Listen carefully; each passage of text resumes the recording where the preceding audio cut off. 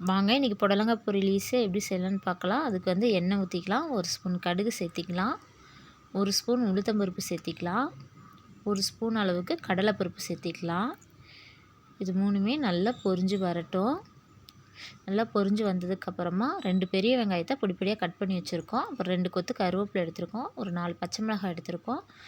அதையும் சேர்த்து நல்லா வதக்கி எடுத்துக்கலாம். வெங்காயத்தை வந்து நல்லா செவக்க வறுத்து எடுத்துக்கலாம். வதக்கி எடுத்ததுக்கப்புறமா இந்த புடலங்காவை வந்து கழுவிட்டு இந்த மாதிரி கட் பண்ணி வச்சுருக்கோம் மெலிசா. இதை வந்து சேர்த்திக்கலாம். புடலங்காய் சேர்த்திக்கிட்டு கொஞ்சம் நேரம் வந்து நல்லா வதக்கி விட்டுக்கலாம்.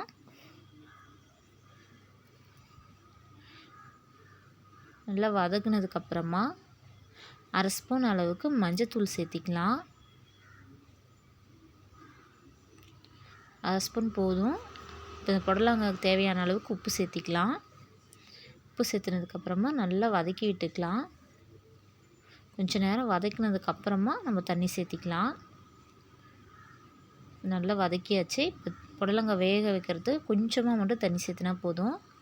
ஏன்னா அதிகமாக சேர்த்திட்டா காய் குழஞ்ச மாதிரி ஆயிரும். இந்த அளவு தண்ணி சேர்த்துனா போதும்.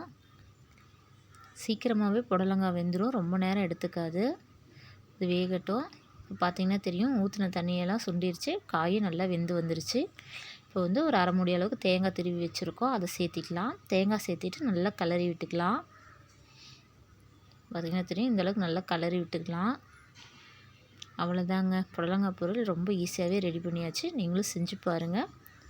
ரொம்ப டேஸ்ட்டாகவும் இருக்கும், வேலையும் ஈஸியாக இருக்கும். வீடியோ பிடிச்சிருந்தால் லைக் பண்ணுங்கள், ஷேர் பண்ணுங்கள், சப்ஸ்கிரைப் பண்ணுங்கள். தேங்க்யூ.